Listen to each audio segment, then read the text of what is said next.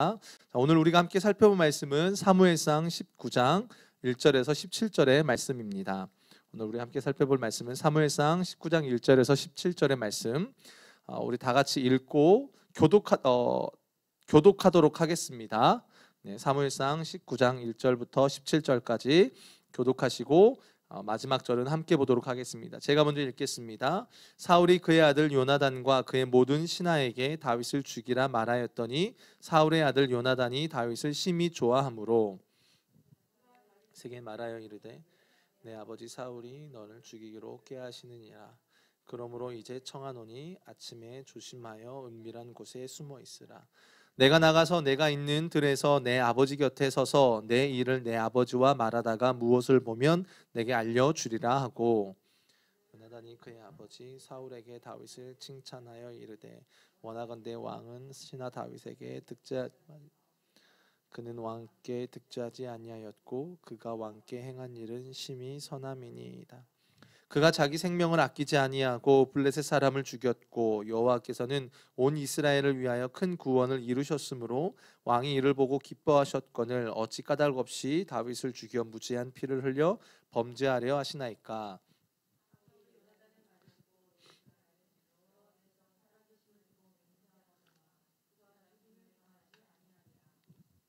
요나단이 다윗을 불러 그 모든 일을 그에게 알리고 요나단이 그를 사울에게로 인도하니 그가 사울 앞에 전과 같이 있었더라. 블레셋 사람들과 싸워 그들을 크게 그들이 그 앞에서 도망하니라. 사울이 손에 단창을 가지고 그의 집에 앉았을 때에 여호와께서 부리시는 악령이 사울에게 접하였으므로 다윗이 손으로 수금을 탈 때에 사울이 단창으로 다윗을 벽에 박으려 하였으나 그는 사울의 앞을 피하고 사울의 창은 벽에 박힌지라. 다윗이 그 밤에 도피하매 사울이 전령들을 다윗의 집에 보내어 그를 지키다가 아침에 그를 죽이게 하려 한지라. 다윗의 아내 미갈이 다윗에게 말하여 이르되 당신이 이 밤에 당신의 생명을 구하지 아니하면 내일에는 죽임을 당하리라 하고, 미갈이 다윗을 창에서 달아내리매 그가 피하여 도망하니라. 미갈이 우상을 가져다가 침상에 누이고 염소털로 엮은 것을 그 머리에 씌우고 의복으로 그것을 덮었더니 보내어 다윗을 잡으려 하매 미갈이 이르되 그가 병들었느니라. 사울이 또 전령들을 보내어 다윗을 보라 하며 이르되 그를 침상째 내게로 들고 오라. 내가 그를 죽이리라. 전령들이 들어가 본즉 침상에는 우상이 있고 염소털로 엮은 것이 그 머리에 있었더라. 사울이 미갈에게 이르되 너는 어찌하여 이처럼 나를 속여 내 대적을 놓아 피하게 하였느냐. 미갈이 사울에게 대답하되 그가 내게 이르기를 나를 놓아 가게 하라. 어찌하여 나로 너를 죽이게 하겠느냐 하더이다 하니라. 아멘. 네, 어느덧 이 사무엘상에 저희가 말씀을 처음에 먼저 수요일 때 시작을 했는데요, 역전당했습니다. 이제 매일 말씀 기도가 벌써 28장까지 가고 저희는 다시 이제 뒤로 돌아와서 19장의 말씀을 조금씩 세밀하게 여러분 함께 좀 살펴보려고 합니다. 설교를 준비하면서 하나님이 좀 주시는 마음이 있었습니다. 여러분 이렇게 어렸을 때 자라다 보면 갑자기 키가 훌쩍 자란 적이 있으시죠? 예, 저도 이렇게 뭐 큰 키는 아니지만 초등학교에서 중학교로 넘어가는 과정 속에 한 10몇 센치가 한 번에 큰 적이 있었어요. 마치 이렇게 그 장면을 하나님 떠오르게 하시면서요, 그런 생각이 들었습니다. 이 사무엘상의 말씀을 묵상해 가는 가운데 이 사무엘상의 말씀이 여러분들의 영적인 성장을 확 이렇게 시켜주는 그런 시간이 되었으면 좋겠다라는 그런 마음을 주님이 주셔요. 이 말씀을 붙들면서 그냥 뭔가 신앙이 확 자라나는 시간, 하나님 앞에 한 단계 더 업그레이드 되는 그런 시간이 되었으면 좋겠다라는 그런 마음을 주셨습니다. 왜냐하면 이 사무엘상의 이야기가 단순히 그냥 이스라엘 통일 왕국의 왕의 이야기를 다루는 게 아니기 때문에 그래요. 이 사무엘상의 이야기는요, 하나님 나라 백성들이 이 땅에서 어떻게 살아가야 되는지, 그리고 하나님 나라는 어떻게 이루어지는지, 그리고 하나님 나라 백성이 이 땅을 살아가면서 필연적으로 맞이할 수밖에 없는 그런 고난들, 그리고 그 고난들 속에서 선하신 주님을 바라보며 그분의 주권 안에서 이렇게 자라나고 만들어져 가는 그런 이야기들이 이 사무엘상에 담겨져 있어요. 그래서 이 사무엘상은 하나님 나라와 뗄래야 뗄 수가 없는 그런 이야기들로 가득 차 있습니다. 물론 이 사무엘상을 여러분들이 읽어가시면 알겠지만 다윗의 이야기를 통해서 다윗의 못남을 굉장히 성경은 의도적으로 드러냅니다. 그 말은 뭐예요? 하나님이요 신앙생활할 때요 여러분 우리의 실력 없음을 드러내실 때가 있습니다. 근데 그 과정 또한 포함이 되어 있습니다. 하나님이 우리를 만들어 가시는 큰 과정 속에. 그래서 여러분들이 이 시간들을 통해서 지금 매일 말씀 기도를 통해서 한 장씩 쭉 나가고 있지만 다시 돌아와서 이제 조금 더 세밀하게 디테일하게 내용들을 살펴볼 때에 이 가운데 여러분들이 주님을 알아가는 그 지식이 더 넓어졌으면 좋겠습니다. 그리고 커진 만큼 여러분의 삶에 풍성한 은혜들로 채워졌으면 좋겠습니다. 아멘이시죠? 네. 예, 조금 숨이 차네요. 오늘은 제가 찬양인도랑 설교랑 같이 하다 보니까 옛날에는 전혀 숨차지 않았는데 요즘에는 조금씩 숨이 차는 것 같습니다. 요즘에 제가 인생이라는 걸 참 많이 고민합니다. 과연 신앙이 뭘까요? 인생이 뭘까라는 게 정말 그런 고민들을 정말 많이 해요. 잠을 자면서도 참 많은 고민들을 합니다. 근데 우리가 살아가는 이 인생이라는 게 간단하지 않습니다. 그렇죠? 뭔가 한 단어로 정의를 내리는 게 너무 어렵습니다. 특별히 우리가 인생을 살아가면서 정말 많은 고난을 겪습니다. 고통을 당하기도 하고 어려움을 당합니다. 근데 이러한 부분들을 그냥 하나의 말로 정의 내릴 수가 없더라고요. 물론 우리는 이 고난이라는 것을 1차적으로 부정적으로 생각합니다. 그래서 그 고난이라는 것을 사단과 연결시켜서 생각하는 경우들이 참 많습니다. 그런데 물론 그런 부분들이 있습니다. 그런데 사실 이 고난이라는 여정을 그냥 사단이 우리에게 주는 공격이라는 것으로 치부하기에는 이 고난이라는 걸 통해서 갖고 계신 하나님의 그 크신 뜻이 너무 커요. 너무 큽니다. 욥기가 그래요. 욥기가 그래요. 여러분 인생을 살아가는 가운데 그렇지 않습니까? 여러분 다 이해가 되십니까? 대답들이 없는 거 보니까 온라인으로 대답하셨는지 모르겠어요. 대답이 없는 거 보니까 여러분들이 다 이해가 안 되시는 것 같습니다. 다 이해가 되십니까? 저도 이해가 안 돼요.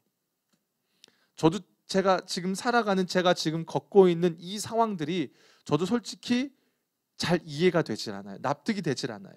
그냥 그래서 납득이 되지 않는 가운데 그럼에도 불구하고 주님이 허락하셨기 때문에 걸어가요. 뭔가 이해가 되고 제 안에 막 정리가 돼서 제가 이 믿음의 여정을 가는 게 아니에요. 여러분은 어떠십니까? 다 여러분의 삶이 이해가 되십니까? 여러분 지금까지 겪어오신 인생의 여러 그 모든 고난들이요 여러분 안에 막 다 정리가 되셔서 막 룰루랄라 노래가 막 나오십니까?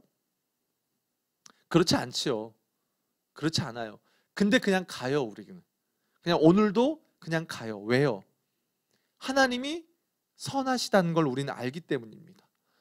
다 이해가 안 되고 때로는 억울하기도 하고요. 때로는 이해도 안 돼요. 그래도 내가 믿고 내가 섬기고 내가 붙들고 계시는 그분이 선하다는 걸 우리는 알아요. 그래서 내 생각과 내 뜻보다 더 크시다는 걸 우리는 알기 때문에 머리로 이해가 되지 않고 가슴으로 때는 용납이 되질 않아요. 그래도 걸어가요. 그래서 이게 신앙이라는 겁니다. 뭔가 우리가 다 설명이 되고 다 이해가 되어야만 그게 믿음의 여정이고 그게 신앙이고 그게 복이라는 게 아니에요. 그렇지 않습니까? 때로는 여러분 우리가 모르는 게 복일 때도 있어요. 굳이 다 몰라도 그게 복일 때도 있다라는 겁니다. 왜 제가 이 서론에서 이렇게 주절주절 막 이런 이야기를 늘어놓냐면 오늘 우리가 살펴보는 다윗의 이야기가 그렇기 때문이에요. 다윗의 삶을 보면 잘 이해가 안 돼요. 온통. 설교를 준비하면서 그냥 답답해요. 오늘 우리가 부른 찬양처럼 그냥 한숨이 나와요. 여러분 다윗의 삶을 보면 그래요. 더더욱이 이제 이 19장부터 다윗의 삶을 좀 쪼개서 세밀하게 보다 보면요 그냥 한숨만 나옵니다. 얼마나 미련한지 몰라요. 다윗처럼 미련한 사람이 또 어디 있을까 그런 생각도 듭니다. 그런데 오늘 그런 다윗의 미련스러움 속에 담겨진 하나님께서 우리에게 주시는 메시지, 또 하나님께서 우리에게 들려주고 싶은 신앙의 이야기가 무엇인지, 그리고 그렇게 미련스럽게 다윗이 가고 있지만 그 미련스러움 너머에 있는 하나님의 크신 계획이 무엇인지를 우리가 좀 살펴보았으면 좋겠어요. 그리고 그것이 우리의 인생에도 동일해요. 동일하게 그것이 우리에게도 적용되어졌으면 좋겠습니다. 자, 우리가 지난주는 이제 한번 건너뛰었지만 지난 시간까지 이제 사울과 다윗의 그 갈등의 이야기들을 살펴보았습니다. 여러분, 사울은 그 당시에 절대적인 힘을 갖고 있었습니다. 절대적인 힘을 갖고 있는 그가 다윗을 끊임없이 죽이려고 합니다. 그것이 17장에서 18장에는 은밀하게 진행됩니다. 은밀하게. 그런데 19장으로 넘어와서는 이제는 사울이 어떻게 하냐면 대놓고 다윗을 죽이려고 합니다. 나중에는 침상죄 들고 오라고 이야기하잖아요. 대놓고 죽이려고 합니다. 오늘 본문에도 보면 사울이 그의 아들 요나단과 그의 모든 신하에게 다윗을 뭐라고 말해요? 죽이라고 말합니다. 그냥 공개적으로 다윗을 죽이려고 해요. 굉장히 심각하죠. 권위 있는 자가, 힘을 가진 자가 나를 공개적으로 죽이려 한다? 여러분, 이건 굉장히 두려운 일인 겁니다. 물론 이 가운데 누가 중재자 역할을 하냐면 요나단이 합니다. 요나단이 나서서 사울에게요, 다윗의 무죄함과 그리고 그가 하나님 앞에 어떻게 살았고 하나님께서 어떻게 그의 삶 가운데 역사하셨는지를 그가 대신해서 이야기해 줍니다. 그리고 감사하게 요나단의 그 말이 사울에게 통합니다. 그 과정을 잠깐 살펴보면 3절에 보면 이래요. 제가 읽겠습니다.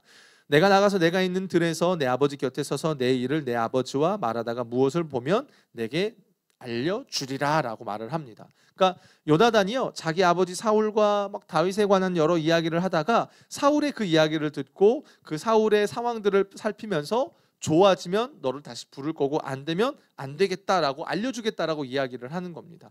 그러면서 요나단이 사울에게 다윗에 대한 칭찬을 합니다. 19장 4절을 보면 이래요. 요나단이 그의 아버지 사울에게 다윗을 칭찬하여 이르되 원하건대 왕은 신하 다윗에게 범죄하지 마옵소서. 그는 왕께 득죄하지 아니하였고 그가 왕께 행한 일은 심히 선함이니이다. 자, 여러분, 요나단이 다윗을 칭찬하는 과정 속에서요, 의도적으로 범죄, 득죄라는 말을 반복적으로 사용합니다.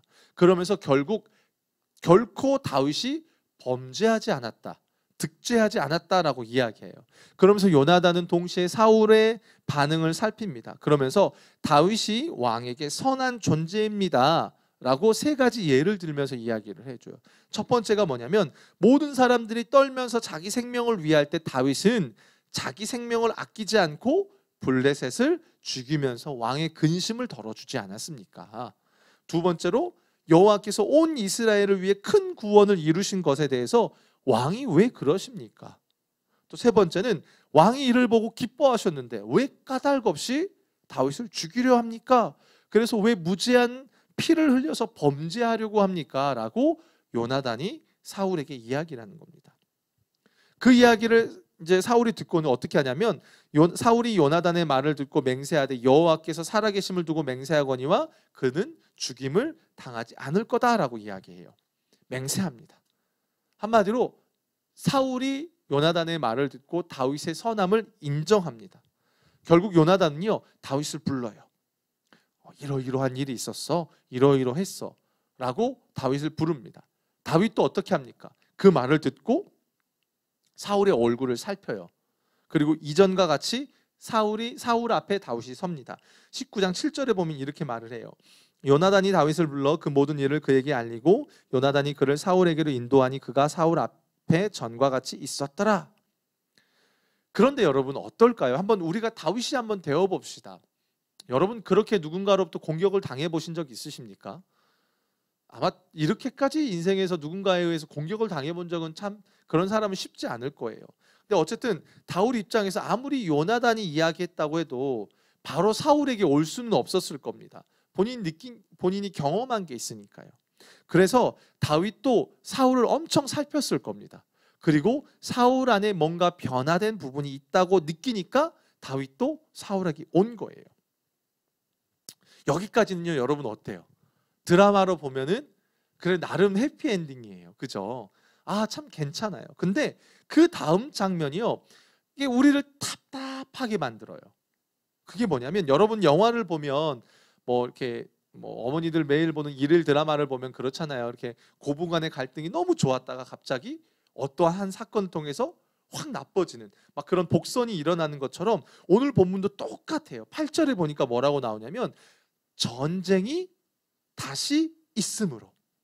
여러분 어떠십니까? 이 단어를 보면 이후에 뭔가 일이 벌어질 것 같은 느낌이 들지 않으세요? 여러분은 지금 성경 내용을 아니까 그래요. 모르는 상황에서 한번 생각을 해보면 어떨까요?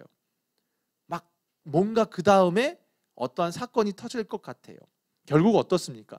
전쟁이 다시 일어나요. 그리고 다윗이 그 전쟁에 참전합니다. 그리고 블레셋과의 전쟁에서 크게 싸워서 이기고 그들을 성경이 뭐라고 말하냐면 쳐 죽였다라고 말해요. 그렇죠? 그러면서 계속 뭔가 살얼음을 걷는 것 같아요. 그런데다가 설상가상으로 어떤 일이 벌어지냐면 9절에 보니까 어떤 일이 벌어져요? 사울이 손에 단창을 가지고 그의 집에 앉았을 때에 여호와께서 부리시는 악령이 사울에게 접하였으므로 다윗이 손으로 수금을 탈 때에 요나단의 중재로 문제가 잘 해결되었어요. 아무리 생각해도 요나단이 정말 지혜롭게 주님의 마음으로 두 사람 간의 문제를 잘 봉합한 것 같아요. 근데 그게 너무 허무하게 여겨질 정도로 다시 문제가 일어나고 결국은 이 문제 때문에 이제는 더 악화가 돼버립니다. 차라리 여러분 전쟁이 없었다면 어땠을까요? 다윗이 그냥 조용히 좀 묻혀지지 않았을까요? 사람의 감정이 그렇잖아요. 진흙탕 같잖아요. 좀 시간이 지나면 좀 가라앉잖아요. 근데 그럴 틈이 없는 거예요. 하필 전쟁이 일어나요. 그런데다가 더더욱이 사울이 악령에 시달리고 다윗이 거기에 또 가서 수금을 타줍니다. 안 그래도 다윗에 대한 열등감과 시기로 가득 차 있던 사울이요, 이제는 작정하고 창을 던지니까 다윗이 이거는 피하고 어쩔 수 없어서 망명을 떠나는 겁니다. 그러면서 8절의 그 일로 다윗의 본격적인 도피 생활이 시작되는 거예요. 그리고 이제는 요나단이 어떻게 할 수 없다라는 생각이 들고 다윗도 본인도 이거는 도무지 요나단이 중재할 수 없다라는 생각이 들어서 도피를 떠나는 겁니다. 여러분 어떠세요? 이렇게 이 이야기를 읽고 있으면 여러분 너무 편안하십니까? 이걸 읽으면 여러분 막 불편하지 않으세요? 불편하셔야 돼요. 여러분 편안하시면 안 됩니다. 불편하셔야 됩니다. 그러면서 여러분 꼭 이 시기에 전쟁이 일어나야만 했을까요? 그렇죠? 꼭 이 시기에 사울이 악령에 시달렸어야만 했을까요? 이런 마음이 듭니다. 물론 하나님께서 이 가운데에 미가를 통해서 다윗을 도와서 도망갈 수 있도록 이렇게 돕는 하나님의 은혜가 있습니다. 근데 한번 생각을 해봅시다. 여러분 다윗이 누굽니까? 한 나라의 지금 영웅입니다. 영웅이에요. 전쟁을 승리로 거둔 영웅입니다. 근데 그가 비참하고 억울한 상황에 놓여져 있습니다. 나라에 온몸을 바쳤습니다. 근데 도망 다니게 되는 형편인 거예요. 이게 얼마나 억울합니까? 그런데도 여기서 다윗의 행동이 잘 이해가 되지 않는 부분이 있어요. 꼭 전쟁이 일어났다고 해서 꼭 다윗이 거기에 그렇게 최전방에 나가서 전쟁을 승리로 거두어야만 했을까요? 다윗이 바보가 아니에요. 눈치가 없는 사람이 아닙니다. 분명 전쟁에 나가면 뻔히 사울과 관계가 악화될 것을 다윗이 압니다. 왜요? 사울은 천천, 다윗은 만만. 여러분 이 말을 누가 만들었습니까? 다윗이 만든 게 아닙니다. 백성들이 만들었습니다. 본인은 그럴 의도가 없어도 백성들은 얼마든지 다윗을 또 찬양하게 되고 그 일 때문에 사울과의 갈등이 더 심화될 것이 눈에 뻔하게 보여진다는 겁니다. 쉽게 말해서 여론이 지금 다윗 편이에요. 만약에 다윗이 정치적으로 뭔가 의도가 있어가지고 왕의 자리를 노리지 않는 이상은 다윗은 그 전쟁에 참전하면 안 돼요. 안 된단 말이에요. 그런데 다윗이 전쟁에 나갑니다. 아이러니하게도 블레셋 사람들을 쳐 죽였다라고 말할 정도예요. 승리를 거둡니다. 왜 나갔을까요? 여러분 왜 나갔을까요? 이게 우리가 첫 번째 가져야 될 질문이에요. 왜냐하면 이 가운데 다윗이 갖고 있는 하나의 마음이 있었습니다. 그게 뭐냐면 지금 자기가 나가지 않으면 하나님의 나라가 흔들릴 게 뻔하기 때문이에요. 골리앗과의 싸움 여러분 아시죠? 근데 이걸 여러분 오해하시면 안 돼요. 다윗이 교만해서 자기가 아니면 안 된다 이런 말이 아니에요. 그런 말이 아니에요. 지금 블레셋과의 전쟁에서 이스라엘이 지게 되면 그건 단순하게 이스라엘의 패배로 끝나는 게 아니라 그 가운데에 하나님의 이름이 모욕을 다시 받게 될 상황이 벌어지는 겁니다. 그러니까 다윗이 그걸 아는 거예요. 그걸 아는 겁니다. 단순하게 자기의 이익의 문제 때문이 아니라 다윗은 여기서도 무엇을 생각하고 있냐면 하나님의 이름을 생각하고 있는 겁니다. 그것이 모욕당할 수 없기 때문에 다윗은 그 전쟁에 나가는 거예요. 내가 해야 될 책임을 아는 겁니다. 또 9절에서 10절을 보면 다윗이 이해가 안 되는 행동이 있습니다. 여러분 19장 9절에서 10절을 우리 함께 같이 보도록 하겠습니다. 사울이 손에 단창을 가지고 그의 집에 앉았을 때에 여호와께서 부리시는 악령이 사울에게 접하였으므로 다윗이 손으로 수금을 탈 때에 사울이 박으려 하였으나 그는 사울의 앞을 피하고 사울의 창은 벽에 박힌지라 다윗이 그 밤에 도피하매. 여러분 이 부분을 좀 잘 생각을 해봐야 돼요. 다윗이요, 사울이 악령에 사로잡히자 수금을 타줍니다. 문제는 그것 때문에 사울에게 진짜 죽음을 당할 위기를 겪습니다. 여러분 사무엘상 16장에 가보면요, 그때도 다윗이 똑같이 수금을 탑니다. 근데 그때의 다윗의 위치가 무엇이었습니까? 하나의 사환에 불과했습니다. 그렇죠? 근데 지금 다윗의 위치는 어떻습니까? 왕의 사위예요. 전쟁의 영웅이에요. 근데 그가 왕 앞에서 수금을 탄다? 여러분은 어떻게 생각하십니까? 이해가 되십니까? 상식적입니까? 아니요, 상식적이지 않아요. 사실 이 가운데 다윗 안에 어떤 마음이 있냐면 다윗은 진짜 지금은 사울을 섬기고 싶은 마음이 있는 겁니다. 진짜 사울을 향한 마음이 다윗 안에 있는 거예요.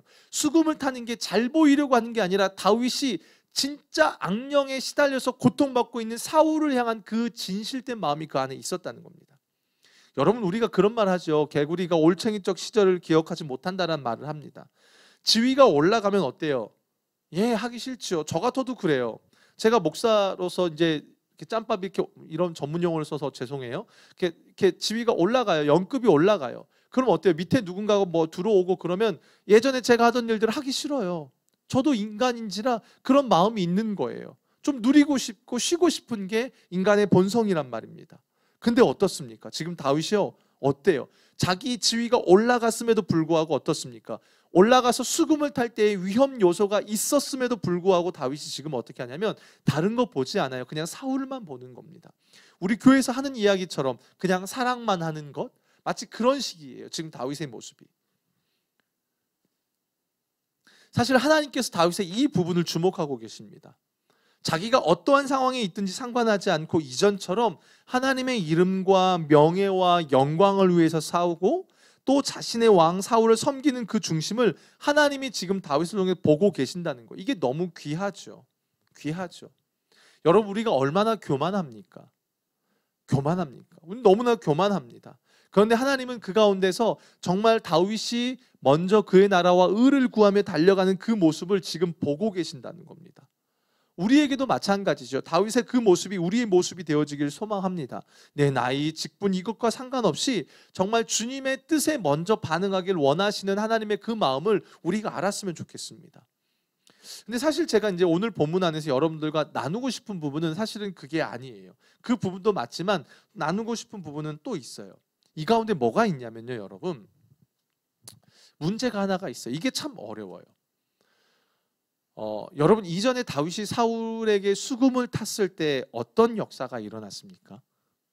다 아시죠? 어떻습니까? 수금을 탔을 때 악령이 떠나가고 사울의 마음이 시원하게 되는 놀라운 역사가 일어났습니다. 그죠? 근데 문제는 지금 29장으로 넘어와서 다윗이 수금을 탈 때에 악령이 떠나지 않는다는 겁니다. 이게 문제예요. 왜 악령이 떠나지 않았을까요? 다윗의 영성이 부족했을까요? 1시간 기도를 빼먹었을까요? 1시간 기도를 채우지 못하고 한 59분 기도해서 그랬을까요? 사실 여기서 여러분 웃으셔야 되는데 잘 안 웃으시는 것 같아요. 네, 웃음이 좀 부유하셨으면 좋겠어요. 자, 왜 하나님은 이 가운데 역사하지 않으셨을까요? 이전에 분명 수금을 타면서 악령을 물리치게 하시면서 다윗을 도우셨단 말이에요. 그런데 이제는 악령이 떠나지 않아요. 오히려요, 창이 날라와요. 창이 날라와요. 다윗이요 나름 전투에 익숙한 사람이에요. 그러니까 그걸 던져보면 그 창이 그냥 우연히 던져지고 뭔가 순간 충동에 의해서 던져진 건지 거기에 살기를 담아서 던진 건지 느낄 수 있는 겁니다. 그 다윗이 알아요. 그래서 도저히 이건 안 되겠다 싶어서 다윗이 도망을 가는 겁니다. 왜 하나님이 이렇게 하셨을까요? 왜 이 순간에 역사하지 않으셨을까요? 뭔가 다윗에게 숨겨진 죄가 있었을까요? 그렇진 않죠. 왜 이렇게 하셨을까요? 사실 오늘 이 부분이 되게 중요한 부분이에요. 왜냐하면 이 사무엘상 19장부터 다윗에게 본격적으로 도피 생활이 시작되기 때문이에요. 사실 여기서 하나님이 다윗에게 말씀하시고자 하는 그 핵심의 내용이 있고 그것이 우리에게도 동일합니다. 하나님은 왜 다윗에게 이런 삶을 살게 하셨을까? 그리고 다윗은 왜 원망하지 않고 그 길을 그냥 묵묵히 갔을까? 왜 하나님은 다윗에게 이런 시련을 주셨을까? 그죠? 앞서 인생이라는 게요, 여러분, 고난이라는 게 꼭 우리가 뭔가, 물론 고난이 여러 종류가 있겠죠. 사단이 주는 고난도 있을 거고 우리가 스스로 자초한 고난도 있을 거고, 그러나 우리가 꼭 고난이라는 게 그런 것만 있는 거 아니에요. 그냥 예수를 믿는 것 자체, 그리고 주님 앞에 살아가는 것 자체, 그것만으로도 우리는 얼마든지 고난을 겪는단 말이에요.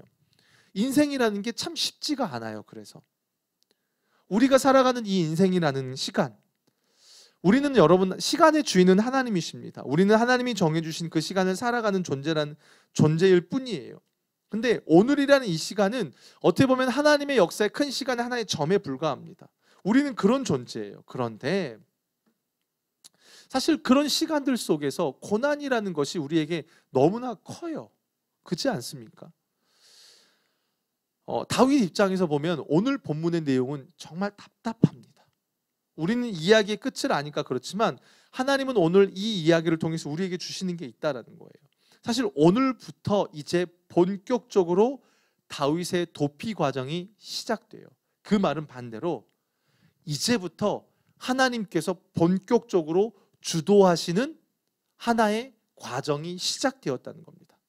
그게 뭐냐면 바로 다윗을 하나님의 사람으로 만들어 가기로 작정하신 순간이라는 거예요. 여러분 이해되십니까? 더 쉬운 말로 해볼까요? 여러분, 하나님의 사람은요 언제 만들어지는지 아십니까? 억울하고 비참하고 내 삶이 막히는 순간, 어떨 때는 바닥으로 떨어지는 그 속에서요 하나님의 사람은 만들어진다는 겁니다. 참 아이러니하지 않습니까? 지금 성경이 우리에게 주는 이야기입니다. 더 쉽게 말해보면요, 여러분, 아파본 사람이 다른 사람의 아픔을 이해합니다. 고난을 겪어본 사람이 고난을 겪고 있는 사람의 마음을 위로해주고, 바닥을 쳐본 사람이 그 과정을 겪고 있는 자를 위로할 수 있다는 겁니다. 저는 요즘에 믿음의 어른들을 너무 만나고 싶습니다. 정말로요. 어른들이 너무 좋아요. 인생의 수많은 고난을 겪고 그 가운데 하나님을 만나고 그러면서 나이를 점점 먹어가면서, 제가 요즘에 전도사님하고 막 이야기하면서 그랬어요. 전도사님, 나이 60을 향해 가고 있으면 느낌이 어때요? 어때요 전도사님? 50대는 어땠어요? 60을 향해 가면서 어때요? 라고 막 물어봐요. 왜요? 그 여정들 속에서 때로는 바닥을 치고 고난을 당하며 그 가운데 하나님 앞에 만들어지는 그 과정들을 겪어가면서 결국에 이렇게 세워졌을 때에 그 느낌이 어떨지가 너무 궁금한 거예요. 그 큰 어른들이 있잖아요. 너무 보고 싶은 그런 마음이 제 안에 있는 거예요. 저도 제 나름의 그런 시간들은 있었어요. 이렇게 큰 고난을 겪은 그런 분들에 비하면 너무 보잘것없지만 저도 제 나름의 인생 속에 그런 시간들이 있었습니다. 2006년도에 제가 이제 영어 공부를 하고 싶어서 이렇게 어학연수 필리핀으로 떠났습니다. 1년을. 그래서 선교단체에서 막 머물면서 일도 하고 공부도 하고 그런 식으로 하면서 영어 공부를 했어요. 지금 뭐 다 까먹어서 몰라요. 근데 처음 6개월 동안은 너무너무 제가 정말 멋지게 살았던 것 같아요. 셀리더를 하다가 제가 이제 거기를 갔단 말이에요. 그래서 막 뭐 신학도 전공하지 않은 청년이 선교사님들 모아놓고 막 찬양 집회를 인도할 정도였습니다. 너무 멋지게 잘 살았어요. 근데 그게 얼마 못 가고 나머지 절반의 인생은 제가 바닥을 경험했습니다. 하나님과의 관계를 하루하루 놓치다 보니까 그게 사람들과의 관계의 다툼으로 이어지는 거예요. 같이 일하던 사람들과 얼마나 많은 어려움을 겪었는지 몰라요. 어떤 같이 일하는 밑에 동생하고는요, 뭐 거의 주먹 다짐 갈 정도까지도 싸워본 적도 있어요. 지금 돌아보면 너무 창피해요. 그래서 기회가 되면 그 사람들을 만나면 그때 저의 부족했던 면들을 사과하고 싶을 정도로 너무 창피해요. 그렇게 제가 방황하다가 제 인생에 폐결핵을 걸렸어요. 폐결핵. 그 못 먹고 산 막 그런 병 있잖아요. 요즘은 이제 스트레스 때문에 많이 겪는다고 하는데, 제가 키가 186 정도밖에 안 돼요. 되게 큰 키는 아니에요. 186이면은. 근데 제가 당시에 체중이 60kg가 나갔어요. 그러니까 제가 한국에 들어왔어요. 어머니가 저를 보시더니 이렇게 진짜 뼈밖에 없는 그런 모습 있잖아요. 그러니까 막 쓰러지실 정도였습니다. 어느 정도로 제가 폐결핵을 걸렸냐면, 보통 폐결핵을 일반적으로 걸리면 6개월 약을 먹어요. 12알 정도 되는 약을 공복에 먹어요. 근데 저 같은 경우는 그걸 1년을 먹었어요. 1년을 넘게 먹었죠. 중간에 먹다가 몸이 악화돼가지고 내성이, 약에 대한 내성이 생기면서 약을 또 바꾸는데, 의사가 그러더라고요. 약을 바꿀 때마다 그렇게 말하니까 되게 두렵더라고요. 생존율이 현저하게 떨어집니다. 그래서 그런 과정을 겪었단 말이에요. 그러면서 막 우울증도 겪고, 막 그게 27살 때 일이에요. 한창 젊을 때. 어떻게 보면 제 인생의 가장 어두운 시절 중에 하나예요. 그러면서 지금 돌아와서는 그때 그 과정이요, 어떻게 보면 제 인생의 가장 중요한 전환점이 돼버렸습니다. 그때를 원망하느냐? 그렇지 않아요. 저 절대 원망하지 않아요. 제가 하나님을 놓치고 바닥을 경험하는 그 가운데서 그때 미처 깨닫지 못했던 그 순간들 속에서도 여전히 저를 붙잡고 계시고, 그 제가 스스로 바닥을 자초하며 나아가는 그 여정들 속에서도 하나님이 저를 하나님의 사람으로 만들어 가시는 과정이 있었다는 걸 제가 뒤늦게 와서 깨달았어요. 얼마나 많이 깨닫는지 몰라요. 그러면서 인생의 바닥을 경험해 보고, 또 죄악된 것으로 인해서 바닥을 경험해 보고, 또 그로 인한 육체적인 질병을 한번 얻어보면서 이제 제가 목회하는 데 있어서 성도님들을 대할 때 마음의 자세가 확 달라지는 거예요. 죽음이라는 걸 한번 생각하고 나니까 이제 성도님들, 특별히 육신의 아픔을 겪고 있는 분들을 볼 때 뭐 어떻게 100% 그분의 마음을 제가 다 이해하겠습니까? 근데 어느 정도 제 안에 그게 공감이 돼요. 어떤 마음인지. 그러면서 제가 하나님이 그 시간을 저를 만들어가는 시간이었다라고 제가 고백할 수밖에 없어요. 우리 인생을 살아가면 그래요. 어떤 사람은 심한 고난을 당합니다. 육체적 어려움을 당하고, 어떤 이는 심각한 가난을 겪어본 사람들도 있습니다. 억울함을 경험해본 사람도 있습니다. 그런데 하나님이 그러시더라고요. 세상에서 당하는 고난과 믿음의 사람이 당하는 고난의 결정적인 차이가 여기에 있더라고요. 하나님은 그 여정들 속에서 우리를 만들어 가시더라고요. 지금 다윗의 이야기가 그겁니다. 하나님은 지금 다윗으로 하여금 하나님의 사람이 되기 위해서, 그리고 이스라엘의 왕으로서 그 역할을 감당하기 위해서 지금 이제부터 다윗을 몰아가십니다. 이 몰아간다라는 표현이 참 맞아요. 사울은 이 과정이 없었어요. 근데 다윗에게는 하나님이 그 과정을 허락하십니다. 근데 그 시작을 어떻게 만들어가고 계시냐면, 다윗으로 하여금 말도 안 되는 억울한 상황에 놓이게 하시는 겁니다. 물론 우리는 그렇게 이야기하겠죠. 하나님, 꼭 이렇게 하셔야만 합니까? 라고 질문을 던집니다. 근데 그렇게 해봤자 소용이 없죠. 하나님이 그렇게 하셨으니까요. 그게 필요하셨으니까요.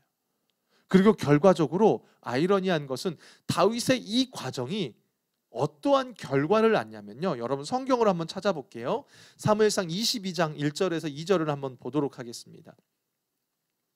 사무엘상 22장 1절에서 2절입니다. 제가 읽어드릴게요. 다윗이 그곳을 떠나 아둘람 굴로 도망하매 그의 형제와 아버지의 온 집이 듣고 그리로 내려가서 그에게 이르렀고, 환난당한 모든 자와 빚진 모든 자와 마음이 원통한 자가 다 그에게로 모였고 그는 그들의 우두머리가 되었는데 라고 말을 해요.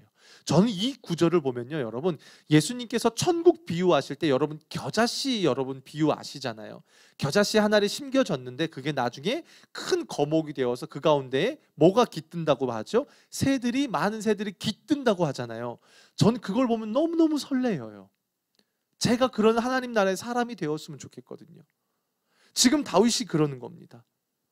다윗에게 모여든 수많은 사람들이 직간접적으로 사울로부터 어려움을 당한 사람들입니다. 그러면서 하나님이 다윗에게 첫 통치의 연습을 그 400명의 모인 사람들을 통해서 하나님 나라를 운영하는 법을 다윗에게 연습을 시키는 거예요. 그리고 그 첫 걸음이 지금 사울로부터 먼저 다윗이 억울함을 당하는 겁니다. 고난을 겪고 있는 겁니다. 그리고 23장부터 다윗이 그 사람들을 데리고 끌고 가는 거예요. 끌고 가요. 그 출발이 오늘 본문이라는 겁니다. 지금 이야기가 이렇게 흘러가요. 그런데 이 가운데서요, 하나님이 다윗의 어떤 면을 주목하고 계시냐면, 아니, 우리의 삶의 자료로 이 문제를 가지고 와서 생각해 보면, 여러분이 지금 뭔가 억울함을 당하고, 또 여러분이 주님 앞에 살아가다가 어떤 고난을 당하고, 때로는 그것이 여러분 스스로 자초한 고난일지라도, 왜냐하면 다윗의 나중에 이야기가 보면 그러거든요. 사실 어제 본문의 이야기가 사실 그런 이야기예요. 근데 그 가운데서도 하나님이 무엇을 주목하고 계시는지를 여러분들이 보시면, 그게 여러분들이 그 고난 속에 살아갈 때에 힘이 된다는 거예요. 뭐냐면 여러분이 그 속에 어떻게 반응하고 있느냐예요. 다윗이요, 여러분 한번 볼까요? 다윗이 이렇게 억울한 상황에서 어떻게 반응하는지 한번 볼까요? 어떻습니까? 여러분, 우리가요 다 잘할 수가 없어요. 그렇죠? 못할 때도 있어요. 여러분 다 잘하십니까? 못할 때가 있단 말이에요. 맨날 여러분 승리하십니까? 111 운동하시면서 맨날 승리하십니까? 아니요. 그렇지 못하실걸요? 그렇다라고 말하는 사람들, 글쎄요, 정말 그럴까요? 넘어질 때가 있어요. 그렇지 못할 때도 있어요. 근데 우리가 잘할 때는 다 잘합니다. 근데 진짜 실력은 어디서 드러나는지 아십니까? 내가 못할 때, 내가 실패를 맛볼 때, 내가 누군가에서 질 때, 그때 여러분의 진짜 신앙의 실력이 나타나는 거예요. 다윗이 그래요. 이 억울한 상황 속에 다윗이 어떻게 하냐면 전쟁에 나갑니다. 하나님이 그걸 보시는 거예요. 전쟁에 참전하면 사울의 시기와 질투로 인해서 어려움을 당할 걸 아는데 다윗이 가요. 왜요? 뭐 때문에요? 하나님의 영광이 걸려 있으니까요. 자기에게 맡겨진 책임을 다윗이 아는 겁니다. 이게 다윗의 실력이라는 겁니다. 또 사울이 악령에 시달렸을 때도 다윗이 가요. 자기에게 맡겨진 것을 감당합니다. 그게 진심이에요. 하나님이 세우셨다라는 걸 다윗이 알기 때문에 가요. 그게 나중에 어디서도 이어지냐면 사울을 죽일 수 있는 기회 속에서도 옷자락을 베는 겁니다. 하나님은 지금 다윗으로 하여금 그러한 상황 속에서 다윗이요, 하나님의 사람으로서 그 순간들을 이겨내기를 원하시는 거예요. 내 감정, 내가 쏟아내고 싶은 거 다, 여러분 언제 제일 쏟아내고 싶으십니까? 열받으실 때잖아요. 그잖아요. 속상할 때. 그지 않으세요? 전 그래요. 막 어떨 때는요, 억울하면요, 억울한 거 진짜 싫거든요. 그럼 거기에 막 쏟아내고 싶지 않아요. 내 분을 막 다 드러내고 싶지 않아요. 그거 제일 쉬운 방법이거든요. 근데 그건 하나님 나라 방법은 아니에요. 물론 내 감정을 지혜롭게 표현하는 것과 그걸 그대로 분을 표출하는 것은 어마어마한 차이가 있겠죠.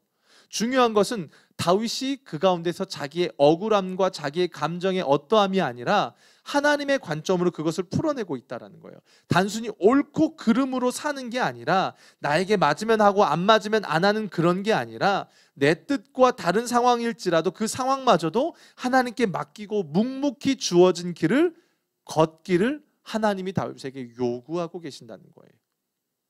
그게 우리에게도 동일하다는 겁니다.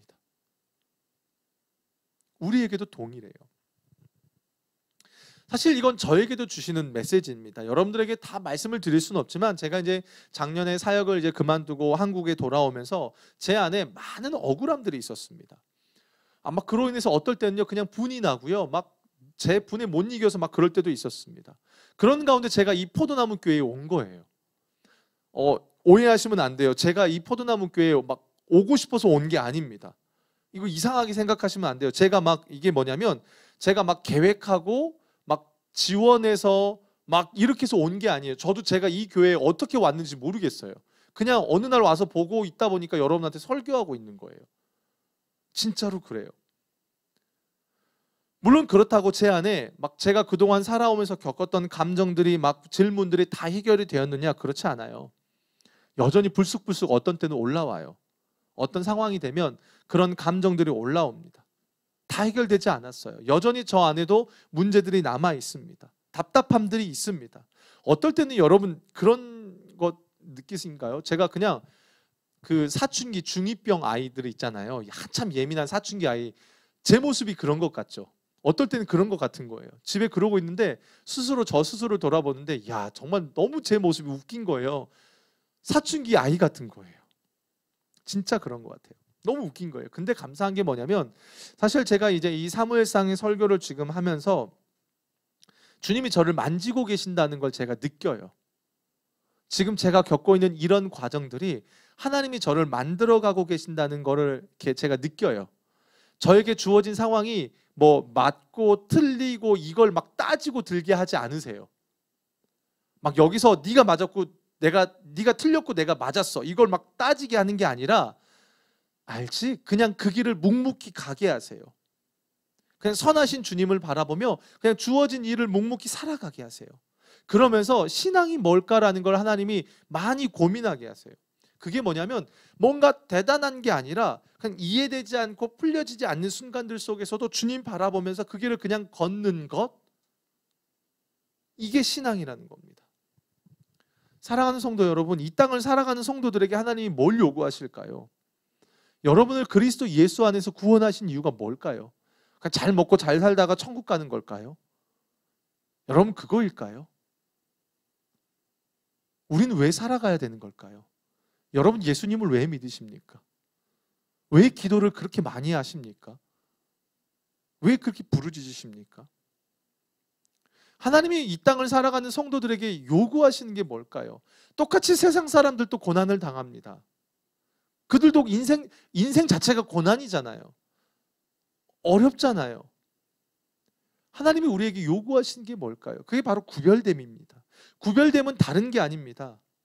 여러분, 구별됨이라는 게 여러분 외적으로 꾸미라는 게 아닙니다. 주님을 바라보고요, 그분의 말씀을 붙들고 내 형편, 내 감정, 내 상황을 붙들지 않는 거예요. 쏟아내고 싶은 대로 쏟아내지 않는다는 거예요. 하고 싶은 말 다 하면 아이죠. 초등학생 아이죠. 초등학생 아이들은 자기들 하고 싶은 말 다 합니다. 내가 하고 싶은 말 다 하면 그거는 영적인 아이인 거예요. 참고 가는 겁니다. 그 가운데 하나님의 말씀에만 반응하는 겁니다. 말씀에 순종하면서 주어진 자리를 묵묵히 가는 것, 이게 구별됨이고 이게 아름다운 성도의 모습이라는 겁니다. 그리고 그러한 성도들을 통해서 하나님의 나라를 세워가신다고 오늘 우리에게 이야기해 주는 거예요. 그리고 그런 사람들을 통해서 그 사람들의 삶이 아름드린 나무가 되어서 거기에 수많은 새들이 깃든다는 겁니다. 이게 너무 멋있지 않습니까, 여러분? 때로는 나에게 맡겨진 게 버겁게 느껴지더라도, 억울하고 답답한 순간에 거할지라도 하나님 앞에서 그 길을 걸어가는 것, 이게 신앙이라는 겁니다. 저는 그 겨자씨 비유, 그리고 이 아둘람 공동체가 너무 제 안에 멋있는 거예요. 얼마나 많이 그게 설레이는지 몰라요. 나와 같은 자, 초라하고 보잘것없는 나를 통해서 하나님이 누군가가 위로를 얻고 그 속에서 하나님의 나라가 세워져 간다. 여러분, 너무나 설레이지 않습니까? 하나님이 다윗을 그렇게 만들어가고 계신다는 겁니다. 그래서 다음 주에 보게 되면 어떠냐면, 사람을 믿을 수 없으니까 다음 주에 보겠지만 다윗이 가장 의지했던 영적인 멘토가 누구냐면 사무엘이에요. 근데 사무엘도 믿을 만한 존재가 되지 못한다라는 것을 다윗이 깨닫습니다. 그리고 전적으로 하나님만을 믿고 바라보도록 하나님이 그의 상황을 몰아가십니다. 여러분, 때로는 삶을 몰아가실 때가 있습니다. 여러분의 인생을 어떠한 상황으로 몰아가실 때가 있습니다. 그때 여러분 잘 기억하셔야 합니다. 그때에 내 혈기와 나의 어떠함으로 반응하는 게 아니라 그 가운데에 하나님으로 반응하는 여러분들이 되었으면 좋겠습니다. 뭔가 쟁취하고 싶고 싸우고 싶고 이기고 싶지만 그 가운데 하나님의 마음으로 사랑하며 하나님의 뜻에 순종하며 나아가는 것, 여러분 그런 사람들이 되어야 될 줄로 믿습니다. 사랑하는 여러분, 여러분이 걸어가는 길이 어떠십니까? 답답하십니까? 인생이 참 많이, 특별히 우리 포도나무 교회는 더더욱 그런 것 같아요. 왜냐하면 제가 이 말씀을 준비하면서 우리 목사님 생각이 참 많이 나더라고요. 그래서 목사님이 그렇게 걸어오셨으니까 또 그런 분들이 우리 교회에 또 오시더라고요. 고난과 어려움을 겪는 분들이. 여러분 바닥을 걷고 있는 것처럼 느껴지십니까? 아무 잘못 안 했는데 억울하십니까? 제가 존경하는 목사님이 그런 비유를 하시더라고요. 인생의 신앙을 추로 비유하면서 이렇게 바닥, 이렇게 여기를 중심이 여기에요. 이렇게 바닥을 내려오면 중심이 주님이시잖아요. 주님이 붙잡고 계시면 이게 흔들거리다가 결국은 바닥을 치더라도 다시 올라온다는 거예요. 사랑하는 여러분, 어떠십니까? 우리가 이 과정 속에요, 하나님이 여러분 바닥을 보셨다면 다시 일으키시고 또 그 가운데서 여러분을 만들어 가시는 과정이 있다는 걸 여러분 기억하셨으면 좋겠습니다. 당장 이해가 되지 않지요. 당장 보여지지 않지요. 하나님의 계획이 어떻게 당장 보여져요? 다윗이 지금 우리는 성경을 아니까 너무 이렇게 되게 이렇게 팔짱 끼고 편안하게 보잖아요. 그 당시에 다윗이 보여졌을까요? 아니요. 안 보여졌어요. 안 보여졌어요. 근데 묵묵히 주님 바라보며 가는 거예요. 그게 신앙의 실력이라는 겁니다. 오늘 성경은요, 우리에게 결론을 보여주셨습니다. 그 말은 뭐냐면 다윗이 겪었던 것보다 우리는 이제 더 나은 길을 걸어갈 수 있다는 뜻이기도 합니다. 그리고 그런 다윗을 통해서 하나님 나라의 핵심인 예수님의 사역을 우리에게 보여주셨어요. 우리에게 정답을 보여주셨습니다. 그 말은 뭐냐면 이제는 우리는 살아내는 거예요. 우리는 살아내는 거예요. 이때부터요, 다윗은요, 저는 이 말이 참 좋은, 제가 좋아하는 말인데 이게요, 다윗이 값비싼 하나님 나라의 왕으로서의 수업을 받고 있어요. 사랑하는 여러분, 여러분이 지금 고난의 여정을 겪고 있다면요, 여러분 정말 비싼 수업료를 내고 계시는 거예요. 하나님 나라 사람으로, 하나님의 마음에 합당한 사람으로서 값비싼 수업료를 여러분 지불하고 계시는 거예요. 근데 그 값을요, 여러분이 지불하지 않아요. 누가 대신 내주신지 아세요? 예수님이 대신 내주시는 거예요. 그래서 우리가 이 길을 가는 겁니다. 억울하고 답답하고, 그렇지만 그 속에서도 나에게 맡겨진 것을 감당하는 훈련, 그러면서 훗날 자신이 겪었고 걸어왔던 그 길을 똑같이 걷고 있는 자들에게 위로해주고 품어주고 그들이 깃들 수 있는 넉넉한 사람으로 세워져 가는 것. 오늘 다윗이요, 그 출발이 이 억울함과 고난 속에서 시작이 돼요. 그리고 그런 다윗을 하나님이 놓지 않고 만들어 가십니다.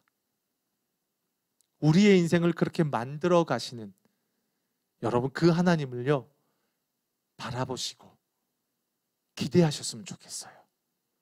맞아요, 당장은 어렵지요.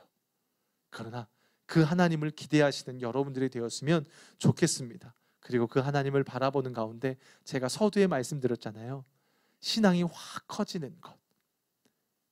제가 이 교회에 와서 신앙이 또 컸어요. 키만 큰 게 아니에요, 여러분. 저 신앙도 컸어요. 자라나고 있어요. 여러분, 여러분의 인생도 주님을 보시는 가운데 그 자라나는 역사가 있길 축복합니다. 우리 함께 찬양할까요? 찬양하고 기도합시다. 오늘 우리 함께 예배 때 불렀던 나의 한숨을 바꾸셨네라는 찬양입니다. 함께 같이 고백하겠습니다.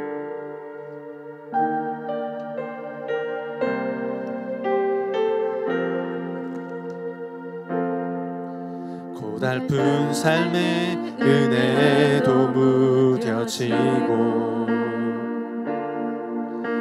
곧 사라질 것에 내 맘 두네. 헛되고 헛된 것들을 바라보며 그 은혜를 놓치며 살았네. 주어진 삶을 묵묵히 살아가며 날 붙드신 주 예수를 보내. 사망 가운데 놓여진 나의 삶을 날 건지신 그 이름 예수. 나의 한숨을 바꾸셨네. 아멘. 나의 한숨을 바꾸셨네. 주를 향한 노래로 소망의 노래로 나의 눈물을 거두신 주 예수 이름 안에 살게 하소서. 고달픈 삶에 은혜도 무뎌지고 곧 사라질 것에 내 맘 두네. 헛된 것들을 바라보며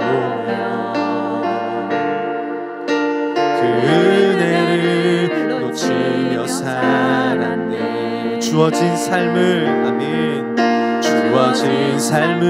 묵묵히 살아가며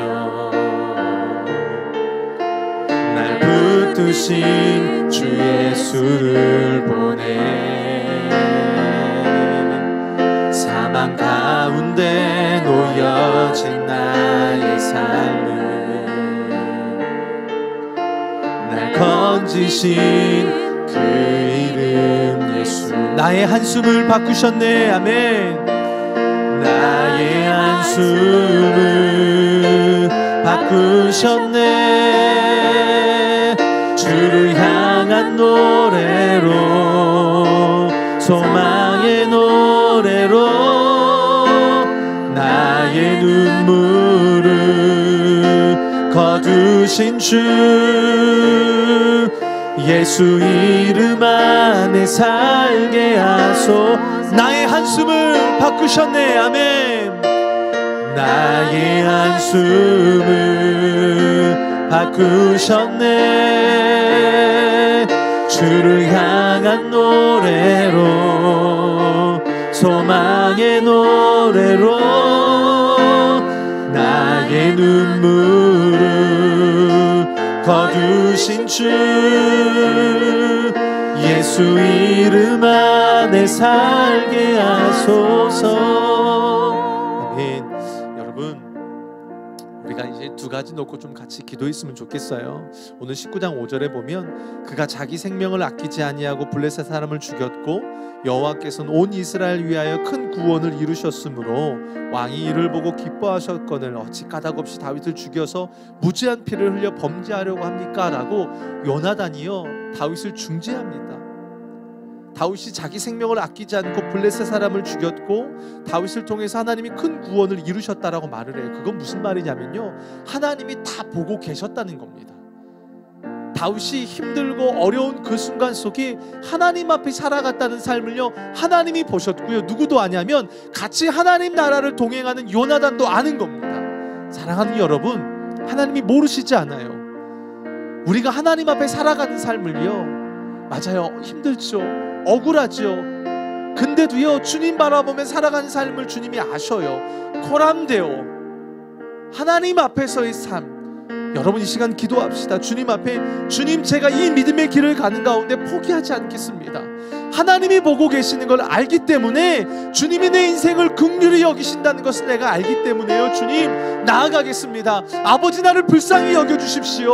나를 하나님의 구원의 통로로 사용해달라고 우리 시간 주여 한번 외치고 우리 함께 같이 기도하겠습니다. 주여, 아버지 하나님 이 시간 간구하며 나아갑니다. 하나님 아버지, 우리가 하나님 앞에 살아가는 그 삶을 하나님 다 보고 계십니다. 하나님 다 아십니다. 아버지 하나님, 때로는 낙심되기도 합니다. 때로는 억울해서 원통하기도 하고, 때로는 내 감정을 쏟아내고 싶을 때도 있습니다. 아버지 하나님, 그런데 그 순간 속에 나의 어떠함을 주장하지 않고 내 감정을 내세우지 않고 하나님의 말씀에 순종하며 나아가는 그 삶을 아버지 하나님 다 보고 계십니다. 하나님 아버지, 우리가 코람데오라고 하나님 앞에서 살아가고자 하는 그 삶을 아버지 하나님 다 지켜보고 계신 줄로 믿습니다.